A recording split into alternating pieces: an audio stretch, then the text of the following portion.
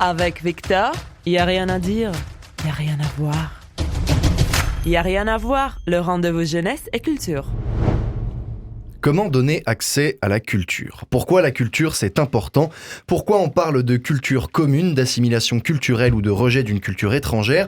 Comment faire pour que les jeunes s'intéressent à la culture ? Tant de questions qui ont tant de réponses. Alors plutôt que de vous faire une introduction longue et pleine de chiffres et autres résultats de sondage démontrant comme toujours que la culture se perd, que les jeunes n'en veulent plus, qu'on n'a plus les moyens nécessaires à sa préservation et autres petites informations qui vous disent que l'époque des chiffres et des lettres c'était quand même pas mal, on va faire autrement.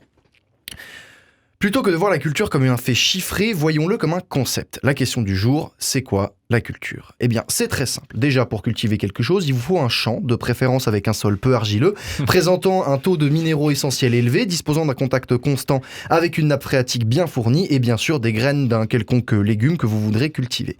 Ayez à votre disposition quelques outils, mettez-y un peu d'huile de coude et d'ici 8 mois environ, vous pourrez faire goûter vos endives à vos amis. Alors, seront-ils vos amis après vos endives ? C'est une question dont vous devrez trouver vous-même la réponse.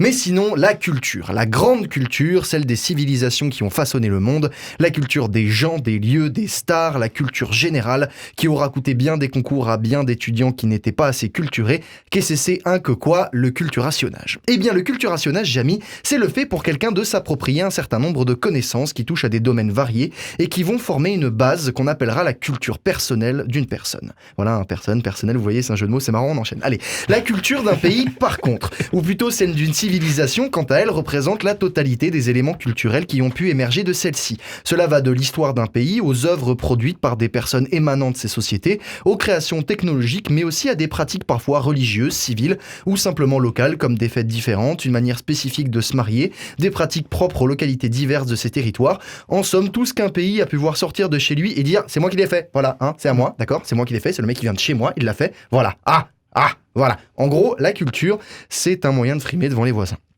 La culture, c'est donc quelque chose de très positif. C'est l'histoire de notre pays qui s'écrit au fil des années comme l'eau d'un fleuve qui court sur la roche et la marque de sa course effrénée. Bon, alors là, normalement, Pierre est censé m'assommer pour m'arrêter, mais vu qu'il n'est pas là, j'en profite un peu. Donc, la culture, c'est quelque chose qui s'apprend, que tout le monde devrait savoir, comme une base de connaissances communes qui nous permet de nous sentir chez soi, partout où ces connaissances sont admises et reconnues. Car c'est ça l'intérêt de la culture, le fait d'appartenir à un groupe qui se reconnaît dans ce savoir. C'est pour ça qu'on parle de culture française, allemande, anglaise, algérienne, américaine, bref. Si tu viens d'un pays, tu t'en dois de connaître la culture. Alors maintenant qu'on sait ce que c'est la culture, il faut se poser une autre question, celle de nos contemporains, qui ont l'air de s'en détacher très fortement. Par exemple, en France, à la fin du 19e siècle, la culture, dans le sens des grandes œuvres françaises, était partout. Les écrivains fleurissaient, le théâtre était vu par tous, de plus en plus de gens apprenaient à lire, on a vu l'évolution de l'aspect intellectuel du pays se déplacer vers un développement de l'accès à la culture. Mais pourtant, aujourd'hui, on voit que notre culture française se perd. Eh bien oui, plus personne ne lit de livres français, plus personne ne va voir de films français, plus personne ne s'assoit au théâtre face à des acteurs français, on ne regarde plus que la télé et pire encore, on ne regarde même plus d'émissions françaises. Alors comment donc pourrait-on accéder à la culture française si plus personne ne s'y intéresse ? Eh bien, j'ai peut-être une explication. La culture, voyez-vous, est une œuvre collective, mais elle est aussi un frein à bien des choses. Ce qu'on appelle la culture en France se connote souvent avec un savoir littéraire important, une connaissance de classiques, de choses vieilles et plus vraiment intéressantes pour le commun des mortels. On a aussi effectivement la concurrence de l'accès facile à Internet ou même la télévision qui diffuse depuis bien longtemps des émissions, des films ou autres produits culturels non pas français, mais bien américains, anglais ou autres. La télé est facile d'accès, normale, elle est dans votre salon. Alors qu'un musée demande de sortir de chez soi. Et c'est déjà très difficile.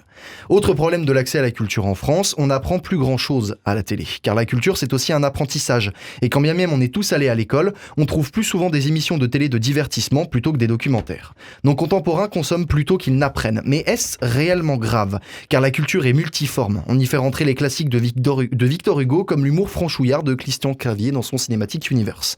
Dernier problème et après j'arrête, promis, la culture comme moyen de reconnaissance sociale. Comme je l'ai dit, une culture réunit les gens. Mais que fait-on si les gens ne se reconnaissent pas dans cette culture ? C'est le cas de beaucoup de jeunes en France, et pas juste du cliché du fils d'immigrés écartelé entre la culture française et celle de ses parents, c'est aussi un problème de décalage entre ceux qui définissent la culture et comment les gens la perçoivent.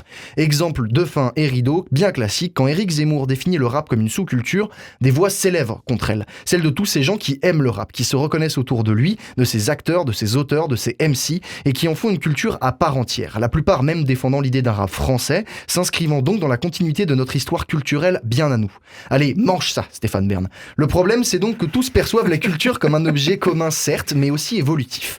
En définitive, il faut peut-être arrêter l'obsession culturelle que l'on a aujourd'hui. Plutôt que de se demander ce qu'elle est ou à qui elle appartient, s'il vaut mieux voir le français comme un vieux aigri qui boit du rouge au petit déjeuner, ou comme une jeune parisienne élégante pleine de dédain qui boit du rouge au petit déjeuner. Oh bah tiens, point commun.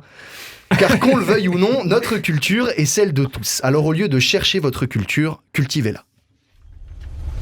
Avec Victor, il n'y a rien à dire, il n'y a rien à voir. Il n'y a rien à voir, le rendez-vous jeunesse et culture.